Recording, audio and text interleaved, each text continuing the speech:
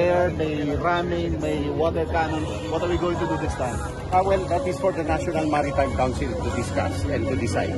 All matters involving the West Philippine Sea are for the National Maritime Council.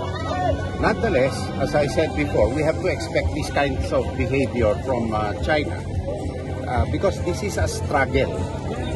We have to be ready to anticipate and to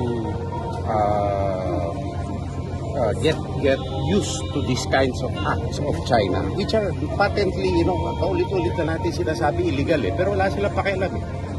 Sinabi po ng Presidente, we need to do more than just file diplomatic protests. Ano ko kaya ang gagawin natin?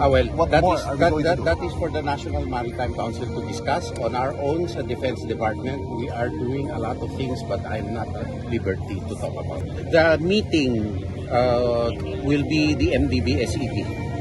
Those are the list of approved activities with our treaty partner for the ensuing year.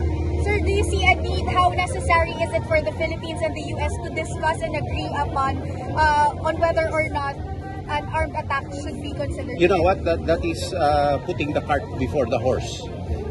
Let us deter an armed attack. That is the more important thing, and that is what I'm focused on doing. Everybody is too focused on armed attack. Let's make ourselves strong enough so that that does not happen.